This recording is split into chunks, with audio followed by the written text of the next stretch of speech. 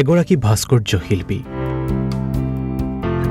৬০ৰ ঊৰ্ধৰ এই ব্যক্তিগৰাকী যোৱা কেইবাটাও দশক ধৰি ব্ৰতী হৈ আছে শিল্প সাধনাত,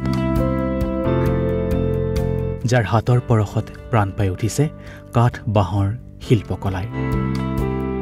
তেখেত হৈছে বটদ্ৰৱাৰ সমীপৰ ৰাইডঙিয়াৰ ভাস্কৰ্য শিল্পী মনোজ মহন্ত। কাঠ বাঁহত খোদিত কৰি তেখেতে নিৰ্মাণ কৰিছে সত্ৰ নামঘৰত ব্যৱহৃত গুৰুআসন, সিংহাসন, ঠগা, শৰাই, থপনা, বৰপিৰাকে ধৰি বিভিন্ন সামগ্ৰী আৰু মূৰ্তি।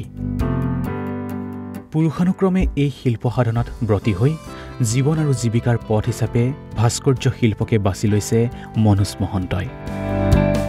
মনোজ মহন্তৰ নিপুণ হাতৰ পৰশত প্ৰাণ পাই উঠিছে সত্ৰ নামঘৰত ব্যৱহৃত বিভিন্ন ধৰণৰ সামগ্ৰী।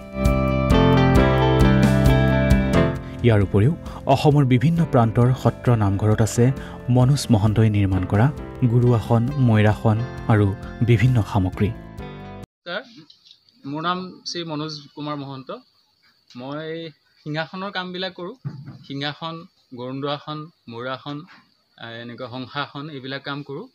আৰু দ্বিতীয়তে পকাৰ যিটো মানে চিমেণ্ট বালিৰ যিখিনি কাম, সেইখিনি কাম মানে মূৰ্তিবিলাকৰ কাম কৰোঁ, সিংহৰ কাম কৰোঁ, গায়ন বায়নৰ কাম কৰোঁ, জয় বিজয় যি বৈকুণ্ঠৰ যি জয় বিজয়, সেই জয় বিজয় মানে বনাওঁ। তেনেকৈ মানে পকাৰে এইবিলাক বনাওঁ।